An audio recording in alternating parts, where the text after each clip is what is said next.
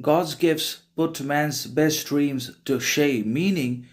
the gifts that were literally provided and given by the universe as well as by the gods are not only good, but they're literally great, significant, distinctive, differentiated, sovereign, independent individual in their own ways. Obviously, everyone has got their own gifts. Everyone's gifts from the God and from the universe is always going to be fundamentally, essential, or basically different from each other. But then again, those gifts are so much more powerful than our materialistic, worldly, limited, finite, conditional kind of success, possession, wealth, riches, desire, expectancy, demand, pride, reputation, and status, that those things are literally nothing in comparison or in front of the God's gifts and universal influence and other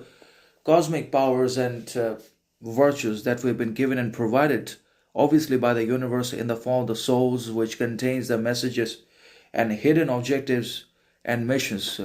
for which we are here to fulfill, which is expected of us to fulfill. And upon the fulfillment, completion of those missions, objectives, and ambitions planted or engineered into our souls, we will have to leave, we will have to die, or the soul ultimately fades into the universe, which is its origin, from where it came and descended upon the earth. So the soul dissolves, or it just goes back to the universe, leaving the human body behind, which perishes anyways in one way or another. So obviously we should value the God's gifts and natural abilities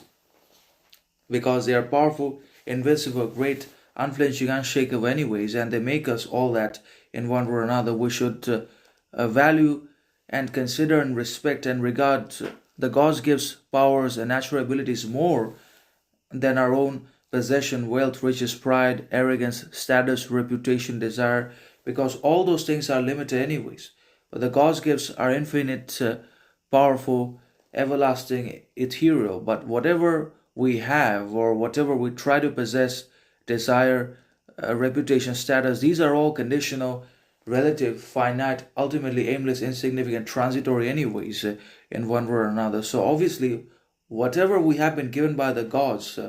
or the God's gifts for ourselves, is always going to be ethereal, powerful, eternal, for our growth, progress, learning, to meet our ends, to fulfill our ambitions, to actualize our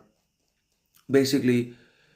aspirations, aims, intentions, purposes in our lives in one way or another. Obviously, everyone's gifts are different. Everyone's gifts from the gods is going to be different because God has given different people different abilities, talents, powers, and that is a reality. But the point is, the truth is, God's gifts are ethereal, untouchable,